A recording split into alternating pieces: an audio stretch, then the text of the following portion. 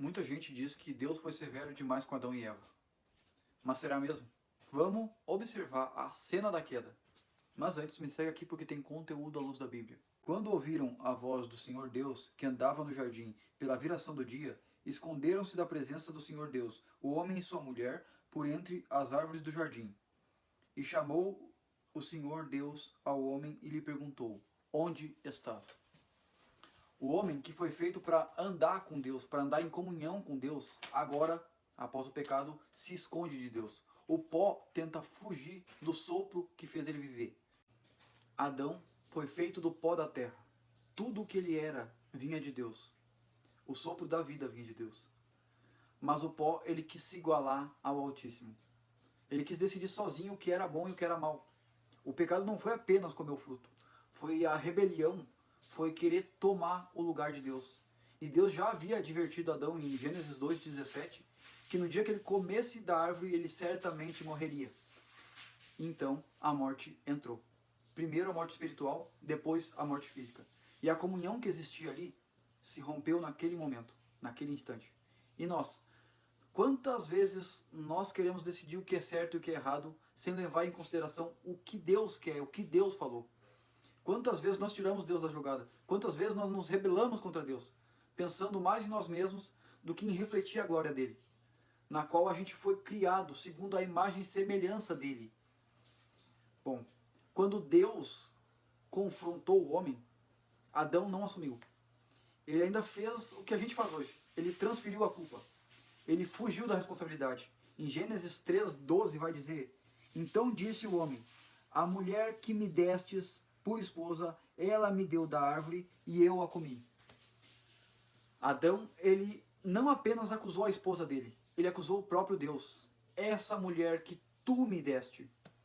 É como se ele dissesse: o erro é meu, mas a culpa é tua. Quantas vezes nós fazemos isso? Nós erramos e culpamos o outro.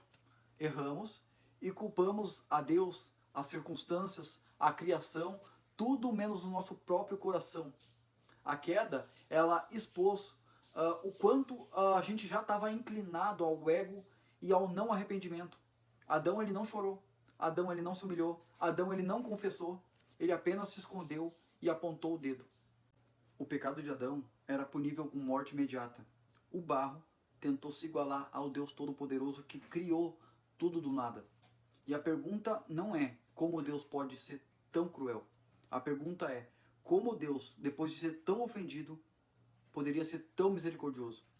Em vez de fulminar o homem, Deus amaldiçoou a serpente, Deus amaldiçoou a terra e não o homem, e Deus matou um animal para cobrir a nudez de Adão e Eva.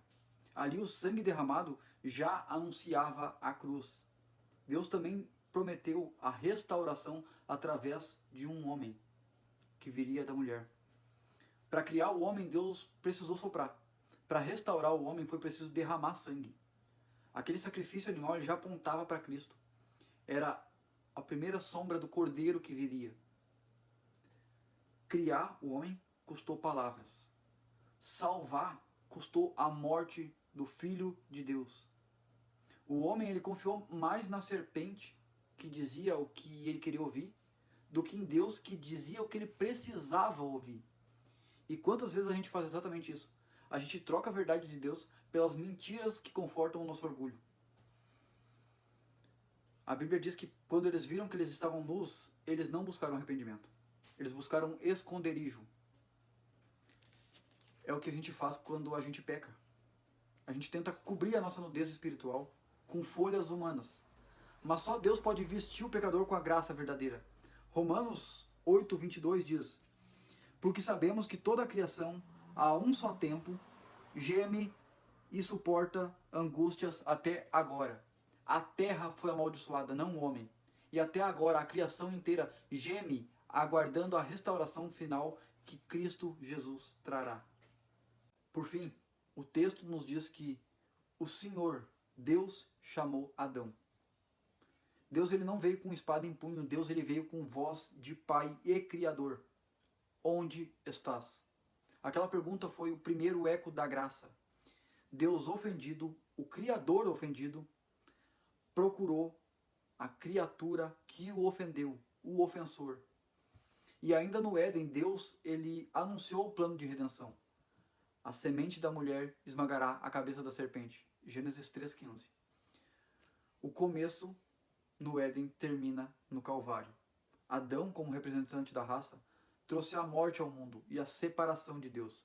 Mas Cristo Jesus, como representante, o último Adão, trouxe vida ao mundo.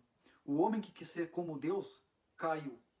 Deus se fez homem para restaurar. E Jesus, homem, está sentado à direita de Deus Pai, intercedendo por nós. Para criar, ele falou. Para salvar, ele precisou derramar o seu próprio sangue. O verbo que criou todas as coisas teve que ser pregado em um madeiro.